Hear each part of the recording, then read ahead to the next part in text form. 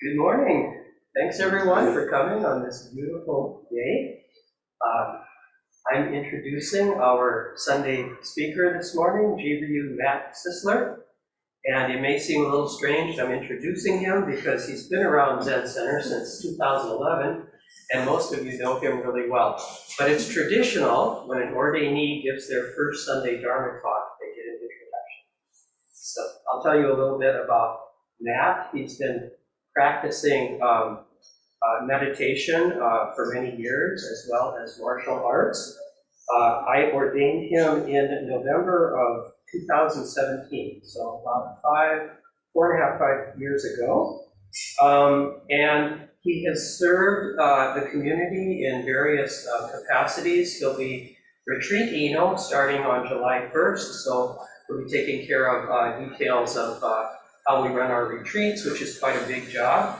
He has quite a lot of experience teaching in prisons, which is a thing that a number of people from our community and other Zen communities in the Twin Cities do. And so, welcome, Matt. I'm looking forward to your talk.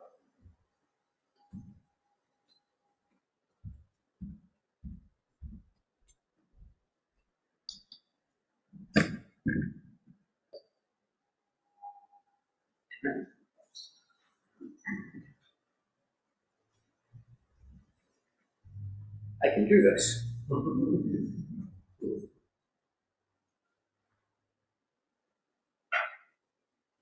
So, here I am, huh? 2.5 years ago, it's the last time I gave a live talk here. 2.5 years. Since then,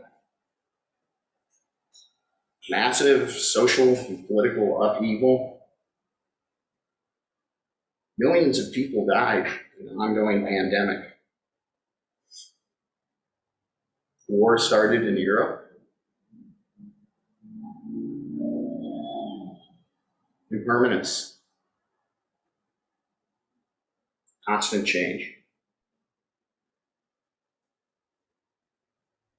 We're born, grow old, become ill, die. What Dogen called the great matter of life and death. Addressing the phenomena of time is a central aspect of Buddhism. That's why I was giving a series of talks on time 2.5 years ago. It was over there. So buildings changed, everything's changed. Everything's always changing. First talk I gave was sort of an overview of time, and more specifically about Dogen's writings on time, with Uji, or an English being of time, and a little bit of information on how coincidentally modern science has some similar views to time that Buddhist philosophy does. The next talk was on the past and the challenges that past presents Buddhist practitioners, and how it is central to Buddhist ideas about interconnectedness, conditionality, and karma, and how all that has an impact on Buddhist practice. Next, I gave a talk on the future. That's relationship to Western philosophical ideas about free will,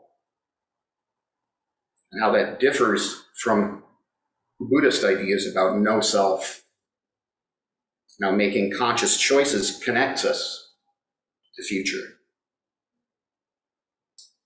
And then in March, COVID happened. I had to put off the concluding talk. I'm going to present it to you now, 2.5 years later.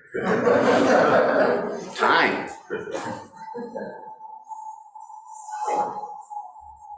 Last of the 3 periods of time: past, future, present.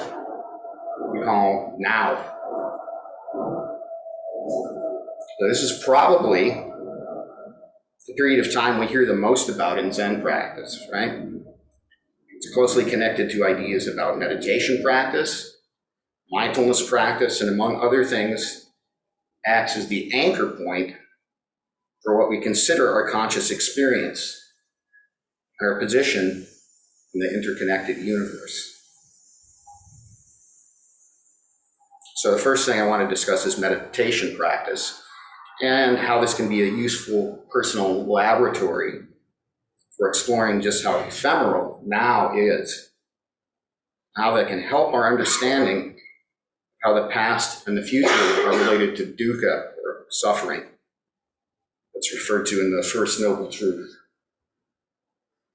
Now I'm going to present some ideas associated with the three periods of time, past, present, and future, and their connection to Buddhist philosophical ideas about the changing aspects of reality that make up our experience. So the way out of suffering, known as the Four Noble Truths in the Eightfold Path. The three roots of suffering, or the poisons, and the three marks of existence. Then I'm going to talk a tiny bit about how science measures now, because as it turns out, there might not really be any such thing as a point that we can perceive as now, any more than there's a permanent, pre-existing, unchanging thing we call a self. Then hopefully, if there's time, and I hope there is, because this is really cool, I'll conclude with a guided meditation that suggests some ways to experience the mysterious strangeness of how human beings experience now. Now, meditation practice is, among other things, one of the best ways to step outside of restrictive ideas that we have about what time is and experience it directly. Zen practice, in particular, is known for its focus on direct experience over intellectual investigation. The word Zen basically means meditation. It comes from the original root word jhana in India. Then when Buddhism went from India to China, it became Chan. Then when it went to Japan, it became Zen. So we're the school of meditation Buddhism. Our primary focus is meditation practice. Here's two ways you can categorize meditation. It's having a purpose, focusing the mind, calming the mind and the body. There's a doorway or a method of entering into that most mysterious and elusive of concepts, enlightenment, awakening. Or there's a puzzling and mysterious way in Zen. You look at it as having no purpose at all. It's being one thing that you can do that you can never fail at, because there's no goal to attain within it. In the first case, view meditation practice as an effort toward a goal. There's a strong connection to the idea that through meditation we can put some distance between our constant internal dialogue that constantly refers to past events, is grasping for pleasure long lost, or in a state of anxiety about striving for pleasure in the future, by repeatedly refocusing our attention on what is happening right now. How our body feels, what our breath is doing, what we're seeing, hearing, feeling.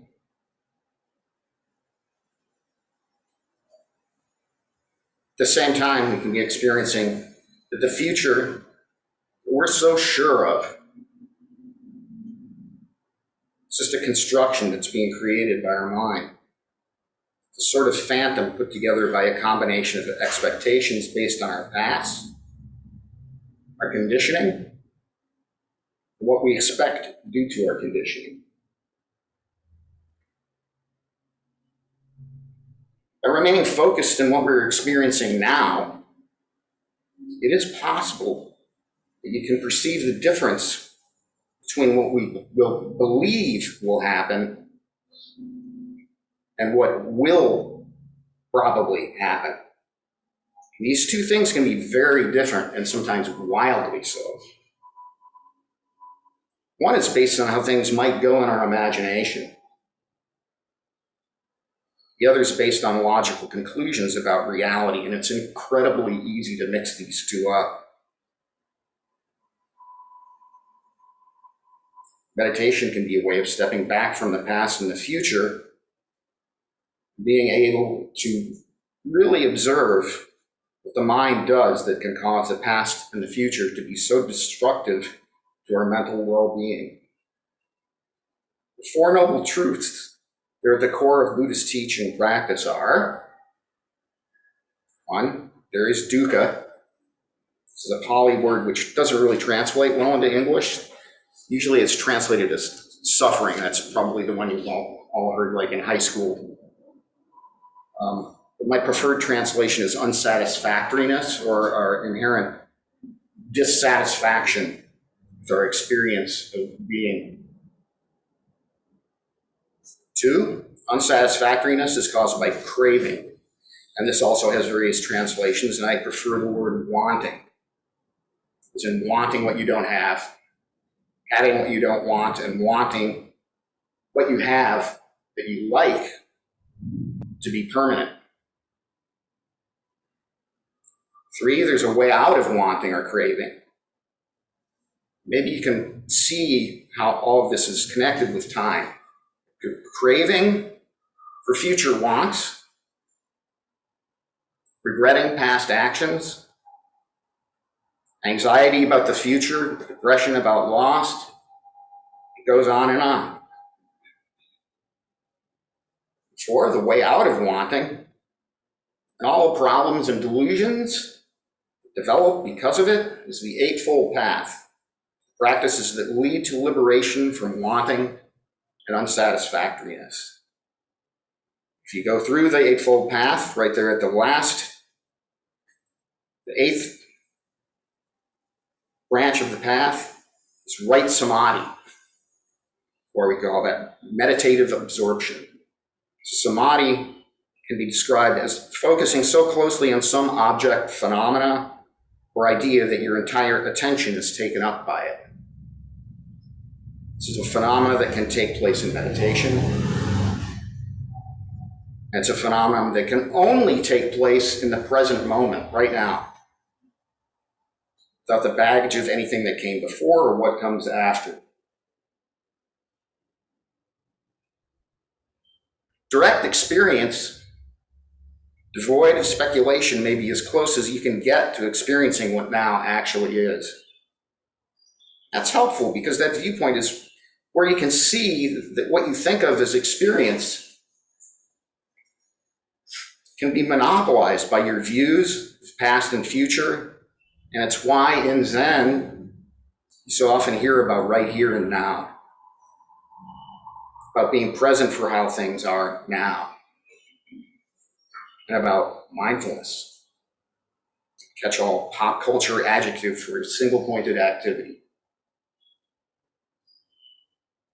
So now let's look at a couple of three-point lists from the early teachings of Buddhism.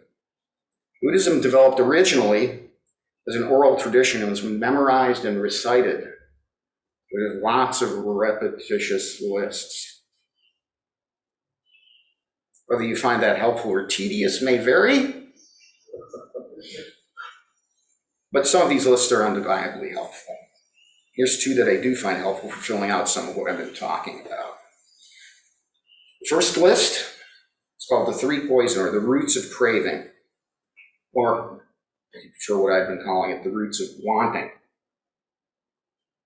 The second list is the Three Marks of Existence, which describes three aspects of existence or being, which are problematic for us human beings because they're easy to misunderstand and can cause delusional thinking, which ultimately leads back to wanting, craving, and more unsatisfactoriness. These are pretty important concepts because we need to know what we're up against in order to be liberated from them.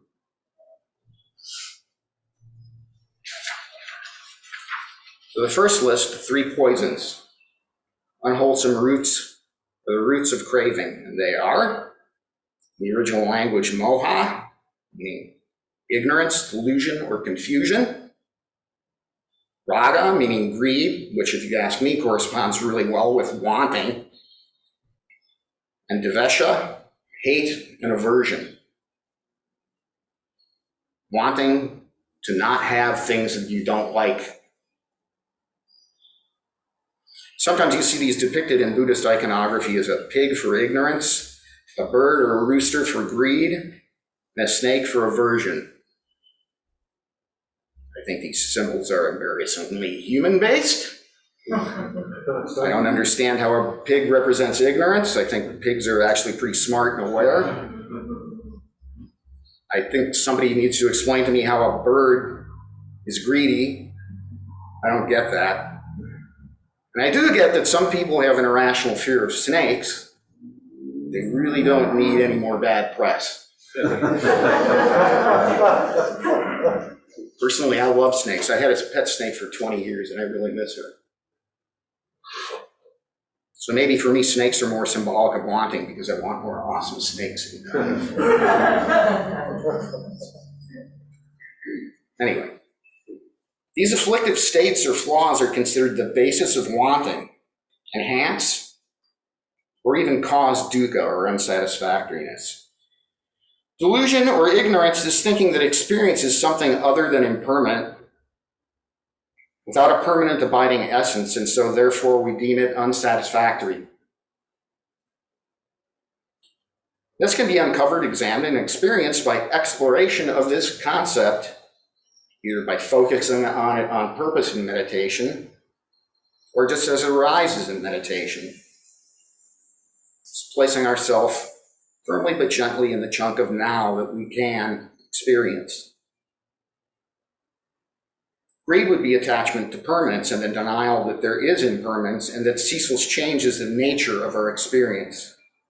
This is pretty obvious to experienced meditators who can observe all the states of our being arising and falling away over time as we observe quietly in the now that we have.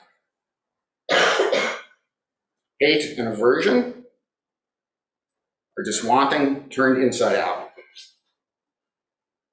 Just as we're troubled by not having what we want, we also spend great amounts of emotional effort and time on things, conditions, and phenomena that we don't want.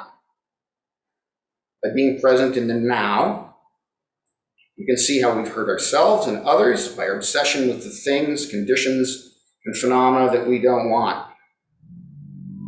By being present in the now, you can see how that works. Regardless of the fact that some, not all, but some of these things, conditions, and phenomena are impossible to be rid of. And it takes some wisdom, as the saying goes, to know the difference. In other words, I'm not talking about working to change systemic injustice or something like that. What I'm talking about is when you flip out because it rains on your birthday or something. Hate and aversion are just another kind of wanting. I'm going to call it wanting not. Either way, it's still unsatisfactoriness again. The second list, 3 marks of existence. 3 marks of existence are characteristics of being that we get confused about, and instead of seeing them clearly, make them into problems leading to pain. They are anitta, or impermanence. I hate to sound like a broken record here, but this impermanence thing comes up over and over and over again. Anatta, non-self, the principle that there is no pre-existing permanent thing called a self. And dukkha, or unsatisfactoriness again. Impermanence and non-self are easily misunderstood, can lead to assumptions that are nihilistic. In meditation, you can start to see how these concepts are actually liberating us from narrow assumptions about being human, rather than terrible truths of a meaningless existence, as some existentialist cosmic horror fans and possibly Werner Herzog would think you believe. Ultimately, unsatisfactoriness in the sense of this list is a byproduct of this kind of misunderstanding. What are we talking about when we talk about now? Is it the smallest period of time, or is it the shortest period of time that we can perceive and experience? In Buddhism, it's said that one snap of the fingers contains 60 kasana, which is what a moment is called in Sanskrit. So assuming a finger snap is 1 second, then a moment is 1/60th of 1 second. Dogen wrote that a day consists of 6,400,099,180 moments, which seems strangely specific to me. I mean, did you sit down and count them one day? In science, there's a measurement called Planck time. It's named after the early 20th century German physicist Max Planck. It's the smallest unit of time that can be measured meaningfully. A Planck time unit is so short that you have to use metaphors to describe it. And these metaphors become increasingly hard to wrap your head around. I'll give you an example. The time it would take a photon traveling at the speed of light to cross a distance of 10 to the minus 44th power meters. In neurological terms, it's known that it takes an average of 20 to 50 milliseconds for a sense impulse to reach the brain. Comparing that to a unit of Planck time, you can see that, relatively speaking, a moment begins to seem like a pretty long period of time. It seems that the strange fact is that we're constantly predicting the future because our physical bodies can't perceive the present moment any more than we can directly perceive the past or the future. Our human experience, such as it is, smeared out over a period of about 30 milliseconds. The incredible thing is that this seems to work out just fine. Here's some more modern measurements to help make sense of what we call a moment. A day, 24 hours, is 86,400 seconds. A millisecond is 1/1000th of a second. So a day is 8,640,000 milliseconds. If a moment of experience is 30 milliseconds, then a day consists of 2,880,000 moments of experience.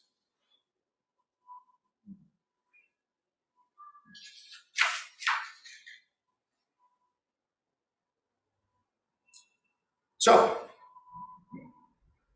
here's a way we can experience that. Get in a comfortable position like we were, 30 minutes ago, where you can sit for a few minutes, 5 or 10 minutes.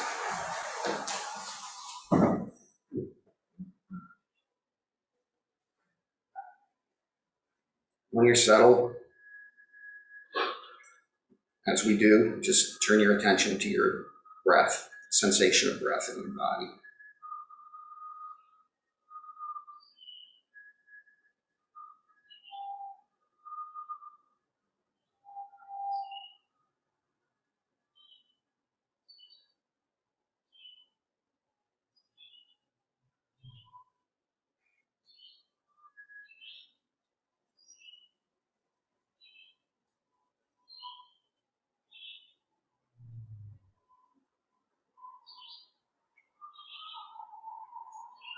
You come to a place where you can feel that breath in your body, whether it's your abdomen expanding and contracting, or air moving in and out of your nostrils.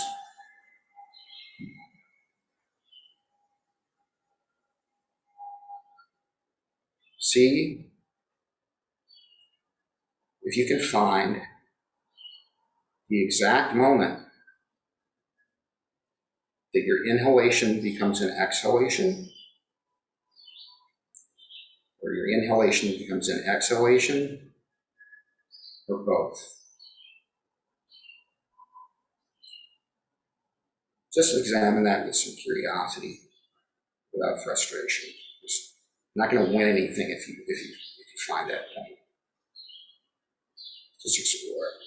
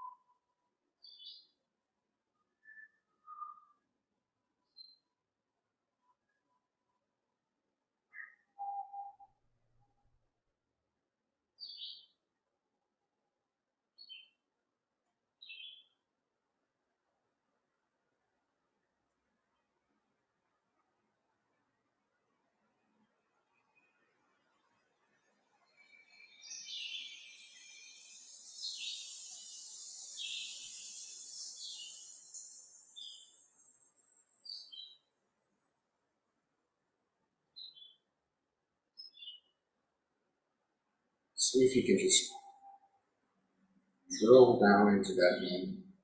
See how far you can go. See how close you can get to that instant realignment.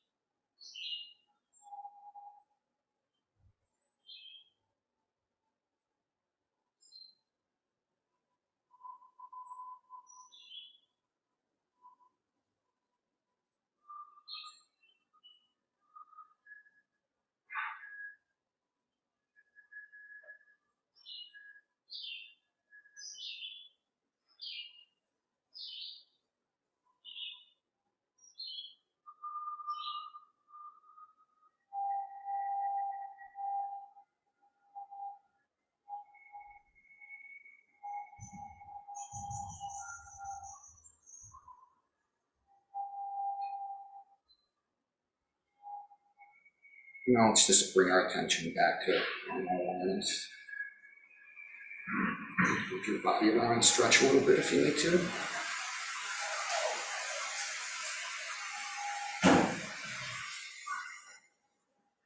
whatever experience you had there doing that, it's good. What happens for me, I don't know if anybody else experiences this, is that I find that as I get closer to where that moment is going to occur, it blurs out. I can't get it. I can't get there. The closer you get, the farther away it is. It's like grasping at smoke. It's a really interesting phenomenon.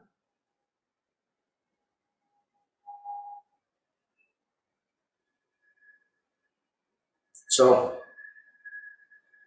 couple of final things about this.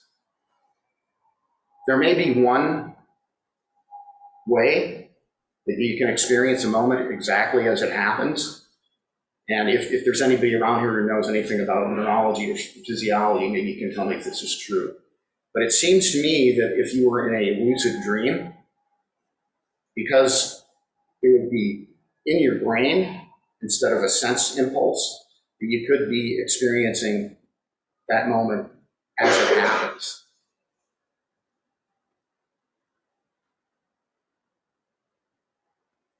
Oh, that's from mind better.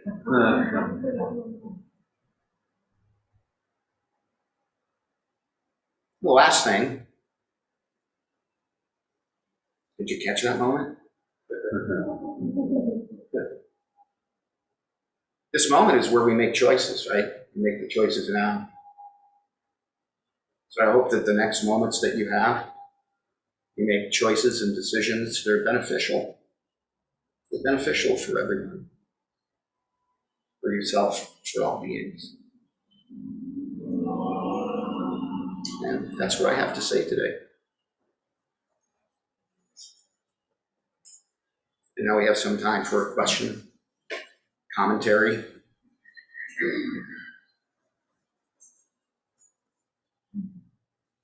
Thank you very much for your talk today.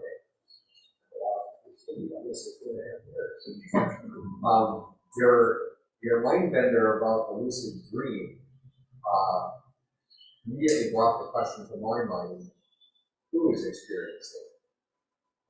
Because the dream is being created by your mind, and who is experiencing it? Right? Is there a separation there? Yeah. We spend a lot of time thinking about that in this discussion. Just thought I'd say that out loud. Yeah. And the other thing that occurred to me was your guided meditation about transition between breathing in and breathing out is something I've heard before, and I think anyone else will think it's something. I think it was Stephen Batchelor that talks about that a lot. I think he said something about permanence, right? Permanence is that kind of transition between breathing in and breathing out. I wish I had the language more specifically. Yeah. I remember talking. Yeah. Welcome. You want on Zoom?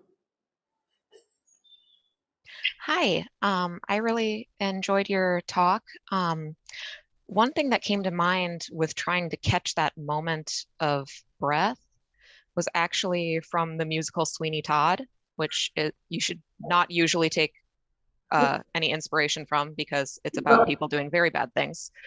But there's a song called Wait, and it says like, time's so fast, now goes quickly, see now it's past. And it just really kind of drove that in for me, that line of trying to find the moment you're in and how it's just still always going. Yeah. Thank you. Yeah.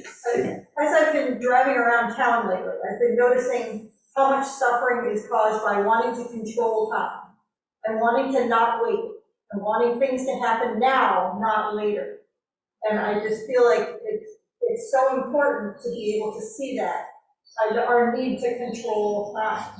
And if we can let go of that, people won't be getting into accidents in front of them. Yeah. Thank you.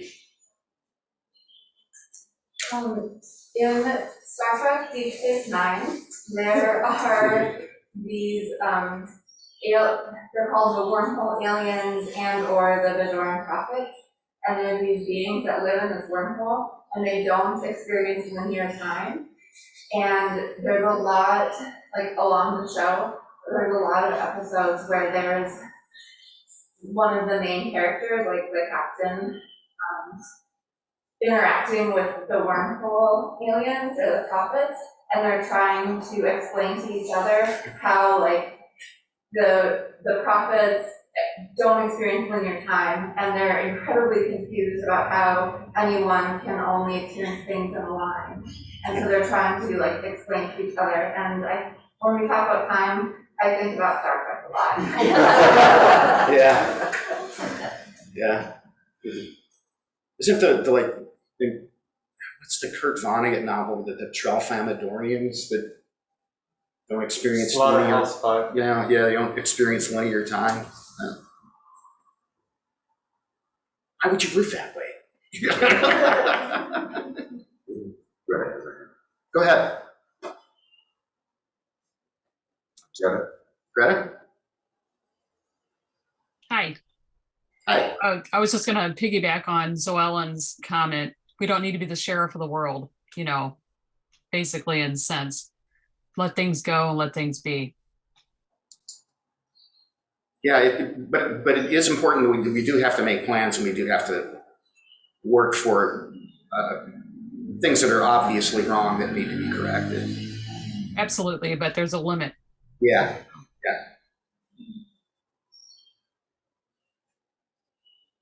Anyone else?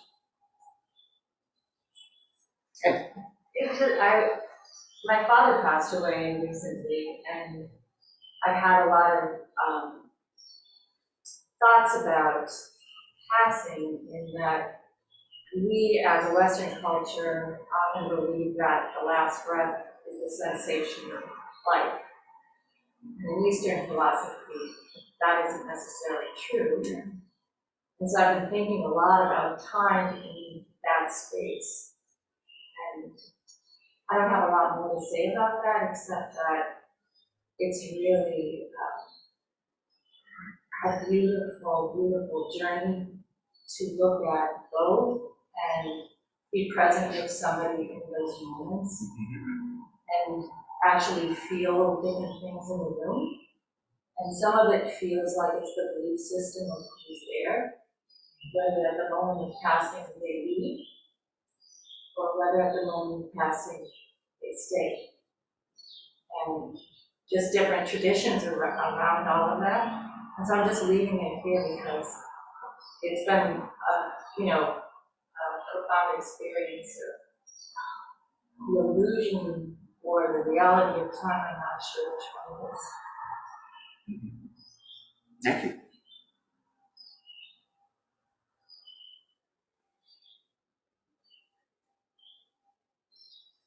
I think of about time, it's so relative to your frame of existence, because we humans on average live 78, 80 years, so we experience time in relation to that, whereas a fruit fly lives one day.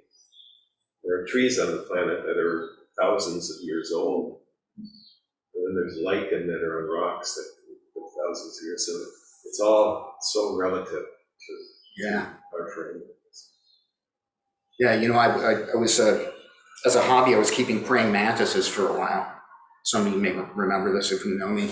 And it was phenomenal to me that this insect, which seemingly has so much awareness, it lives like, even tropical species live only like a year and a half, 2 years. So, is a day like a year for them? I don't know. It's really amazing.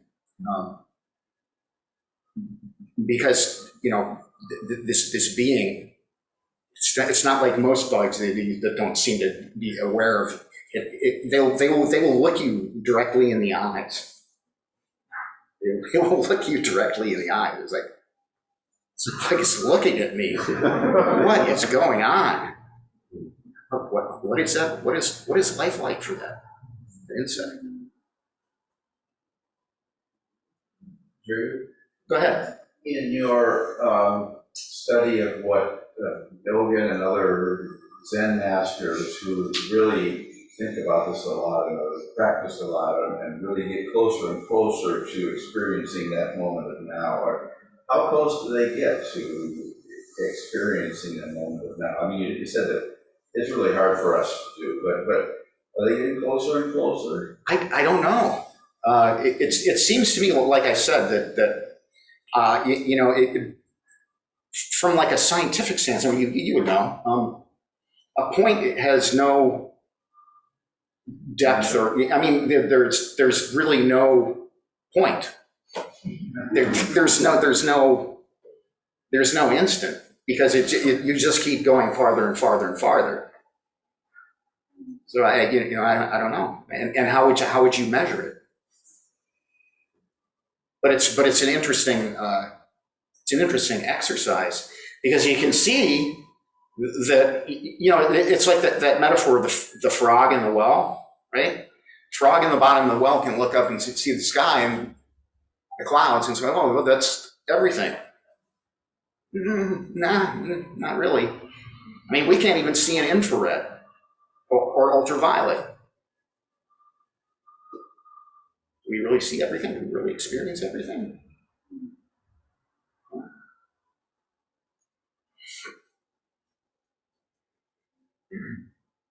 Oh, go ahead. Well, during the exercise, I definitely got closer. Cool. So I think that's a concept that's been really challenging for me, studying Zen for the past years. I keep hearing intellectually that practicing Zazen will actually change things, and just 7 years in or whatever, I'm like, I don't know. Is it really different now in Zazen now than when I began? But I wanted to say, during this exercise, I noticed that at the beginning, I felt like I was just chasing, trying to find that point. And then I got kind of bored. And I'm like, oh, okay, I just relaxed. So then I just kind of relaxed, and my breathing really changed. And then when I came back to it, I'm like, oh, it's right there. Yeah. Even though, like, what my body was doing, my breath was actually much less distinct and a lot less going on. And so I can see where if one practices not just this specific exercise, but just Zazen in general, yes, it does change how you're able to perceive a moment. Yeah. And that enriches our lives, right? Because I'm seeing this. I'm really being here with it. Wow. Your little thing recording my voice. Cool. Any final comments, or you want to Zoom? Okay, we'll hand it over to the Dawn. Thank you.